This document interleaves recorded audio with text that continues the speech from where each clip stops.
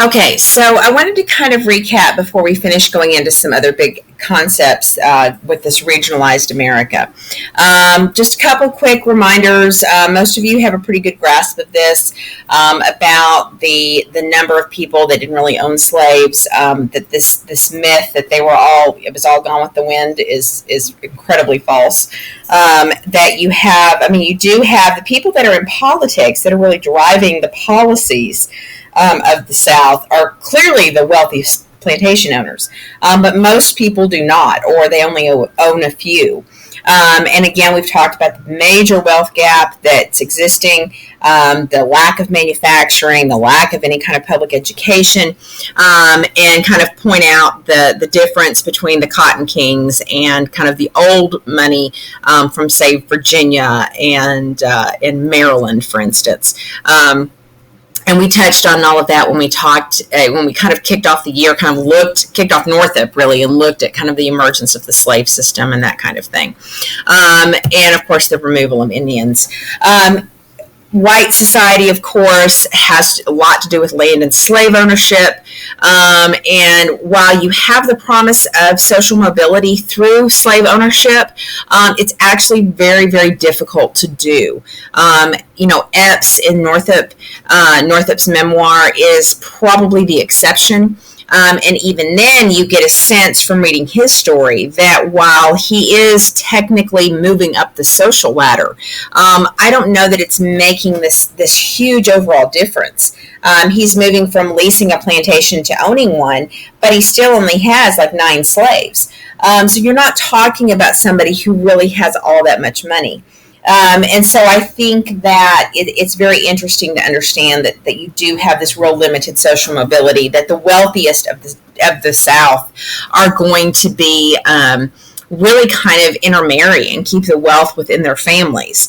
Again, it's kind of this, we touched on this when we did the slavery arguments, that in many ways the Southern society and the Southern economic system runs completely counter to the notion of liberty, because liberty would mean that you would have more mess, if you will. You're going to have more demands from people about equality and individualism, and white society down south does not want that. And so you have, this real kind of rigid system. And so you can see what I mean by planters. You can see what I mean by yeomen. And I would argue that, Epps in Northup's story is going to be kind of a little bit more of a yeoman. He does a lot of his own work. Again, he can't hire an overseer. So he's very actively involved in his farm. Now, he's not truly focused on self-sufficiency in the sense that I think that he is trying to turn a profit, but he's not doing it on the scale as, say, Master Ford is. And then, of course, the whites that work as wage laborers, and we see that characteristic in Armsby. And of course, the big difference is kind of that social construct that, well, I may be poor, I may not have anything, but I'm white, and how that tends to create a sense of superiority, a sense of belonging that's really built on somebody else. It's, sociological bullying, if you will. And of course, we see that slavery is protected because it's necessary for the economy. It's highly profitable. That, the northern economy in society was not all that great anyways. I mean, look at how you treat blacks. Look at how your factory workers live. Look at the kind of the tumultuous economy that can happen. Of course, keep in mind that the cotton market, when it crashed, it would hurt everybody, right? So there's lots of issues going on there. And so you're going to see that they question that, talk about how much better they treat slaves in the South than the factory system can do. And then they're going to talk about the positive good of slavery, being God ordained and that kind of thing. So those are some of the key defenses of the slave system. And I think it's important that you recognize that. It's also important that you recognize that those arguments, weren't necessarily wrong. I mean, obviously the slavery was wrong, but if you're looking at, and we touched on this in class, if you look on it as just the arguments themselves, you can really divide that a lot of different ways.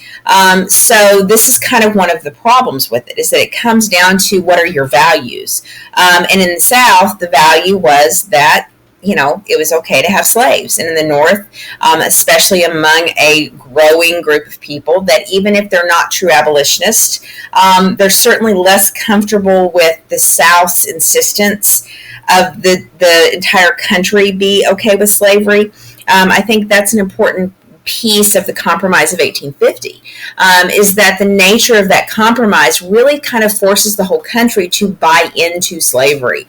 And I don't think the country is comfortable with that. And as a result, what's going to happen is that even people who tended to not like the idea of free blacks competing for jobs up north are going to start to find it even harder to continue to endorse Southern politicians who insist that slavery should be anywhere they want to be.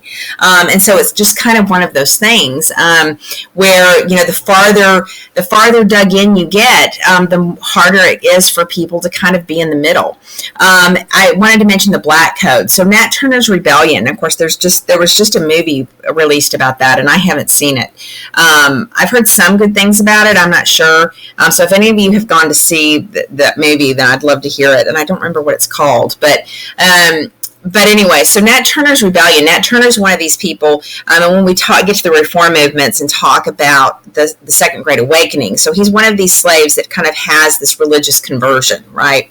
And is literate enough that he knows his Bible and truly believes that God has ordained him to set his people free, his people being the slaves.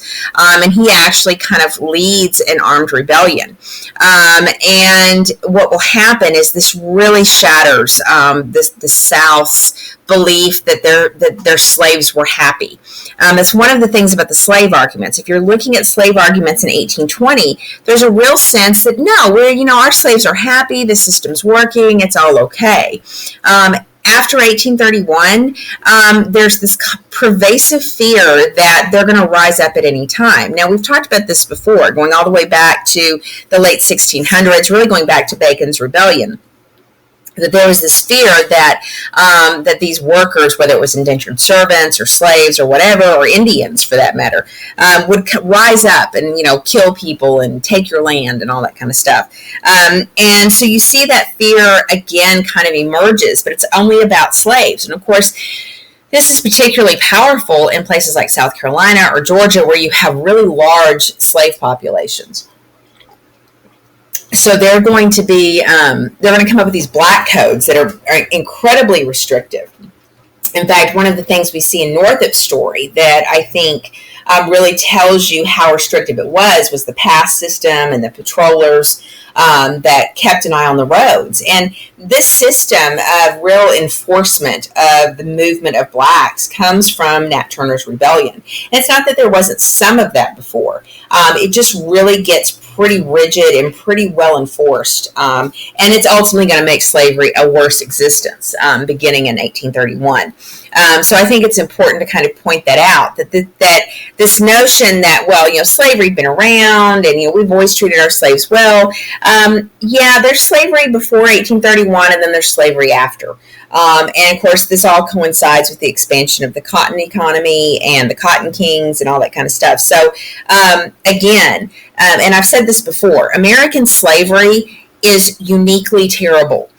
Yes, slavery had existed in many other civilizations, in many other places, but American slavery was bad, and it was especially bad, and it was uniquely bad in a way that only America had it. So I want to be sure that you understand that, so that when people try to dismiss the horrors of American slavery, that you don't buy that, because you shouldn't.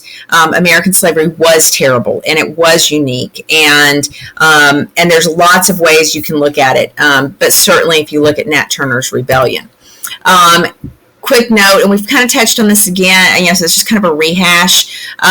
Slave life, remember that there is, you do have this profit motive, and we kind of touched on this in our slave arguments, that slaves are an investment, right?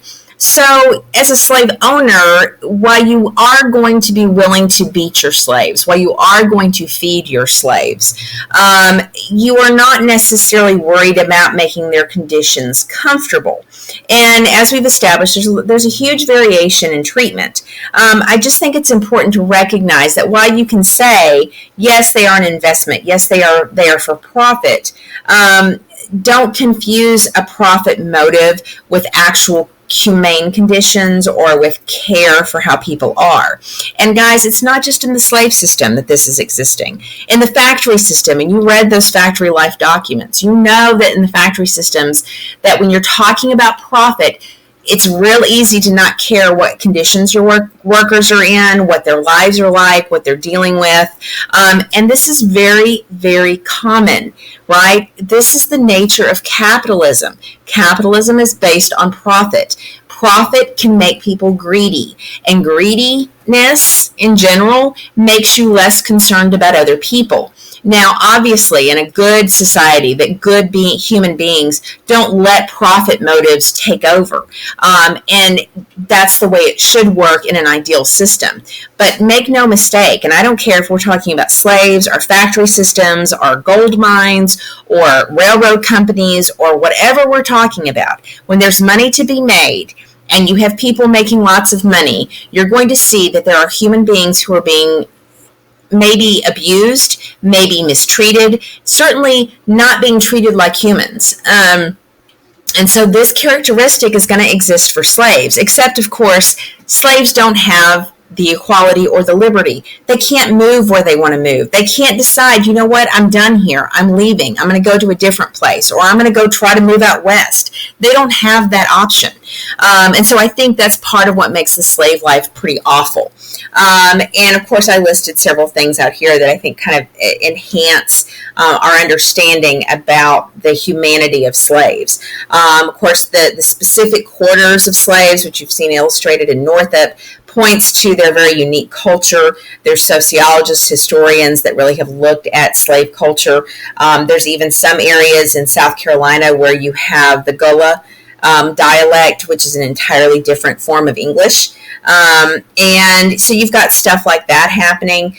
They do form family units, but their family units are different because of slavery. And again, because of slavery, the family units that slaves have are not based upon, biology and family genealogy. They're based on location. They're based on care and concern. They're based on extended family relationships, and even fabricated family relationships, aunts and grandmothers that aren't really aunts and grandmothers. The notion of, family, that's why jumping the broomstick was until we are parted, because they knew that these family units were susceptible at any moment. And this is why you tend to have these very matriarchal systems, because as you've seen in Northup, you'll have that strong female that often works in the house, often works in the kitchen, and she is often the one who's kind of like the matriarchal figure for that particular slave community, and she is very important. So the great irony here is that these slave communities, for all that they deal with so much terror and so much abuse and so much violence, that they are actually very, very equal. In fact, with women being a very strong component of that society. And so I think that's very, very interesting. And of course, the essence of slavery with its, where it would attack strong male leaders. I mean, we talked about this with Northup being made a driver, to kind of put him in that kind of awkward position where he is, on one hand, a leader, but he's being co-opted by the white master and that kind of thing. And you see that with any kind of leader that emerges, there's a real attempt to either co-opt them, as Ford did through the use of religion, or through, as Epps does, through making making Northup a driver. You're also going to see that when that doesn't work, they often resort to violence and execution. So I think that's really kind of interesting there too. Second Great Awakening expands religion. Resistance. We've touched on resistance a little bit, but I haven't really gone into a lot of depth with it as we've been talking about Northup.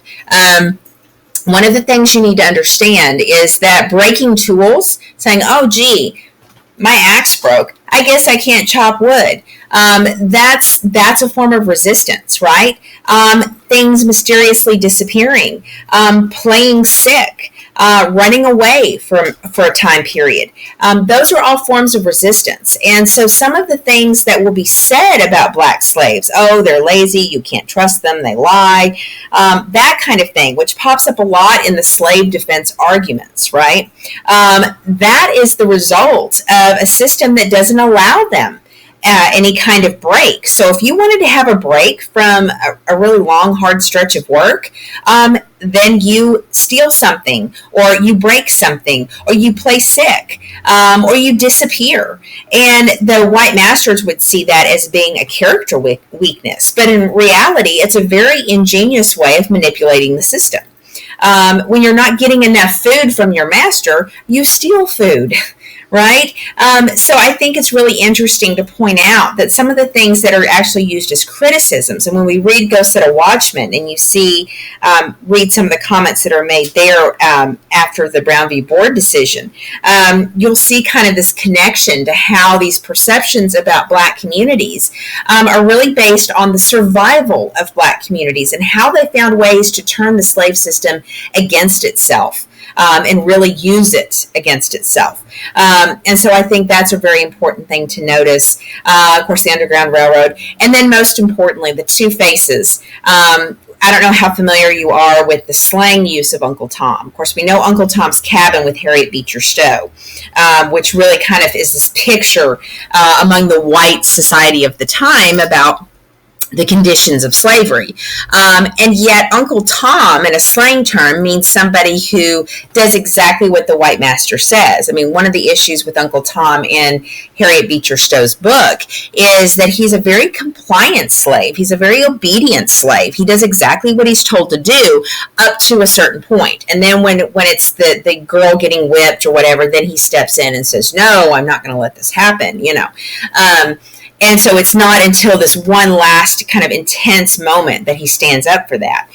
So the idea of an Uncle Tom is somebody that, bows and scrapes to whites. And so you would have many slaves, and you see Northup do this in the form of Platt over and over again, where he plays the respectful slave. Oh, yes, master, yes, master, yes, master. And that's called being an Uncle Tom, versus who you are away from the white masters, the person you are in your slave cabin and in your slave community.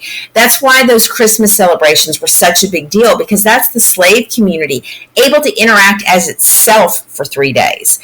So this idea of kind of there being a two-facedness to black identity.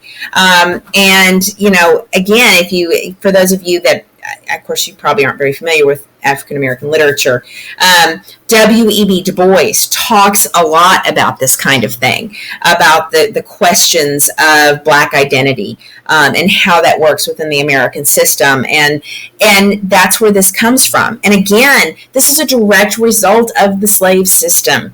It's not that this was inherent to people of color. This is a system that the white society in the South creates. They created it. And for all that we can criticize the North for being discriminatory, and you certainly can, up North, they don't force blacks to live that two-faced life, where they have to bow and scrape and yes master on one hand, and then turn around and have freedom to be who they want to be on the other.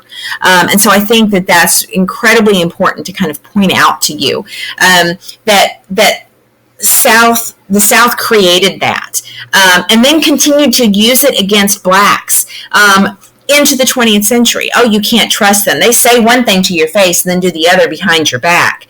And if you've watched The Help or anything like that, you've seen those kinds of conversations, right, in a fictional sense. And we'll see that again in Go Set a Watchman. So remember that. Remember this aspect of slave life and how this is really the essence of survival. This is the essence of being, surviving in a system that they did not create. And I think that it should give you a new respect for African American culture. It should give you a new respect for what was endured because of this. And that's part of why I feel so strongly that, we should appreciate that. To pretend that didn't exist in the conditions that created it, didn't happen, is to first off deny our history. Second off, to deny not only who we are as Americans, but who we are as Black Americans or white Americans. If you don't own what happened, and did my family own slaves? No, they didn't. My family was from Ohio, and slavery didn't exist in Ohio. So while that may be true, I can at least have a real sense of how the history was and what is true about it, and use that when I evaluate modern situations and poverty rates and those kinds of things, because there's a lot more to the story about race and about how we get along as a society than just what's happened in the last 10 years. There's always a backstory.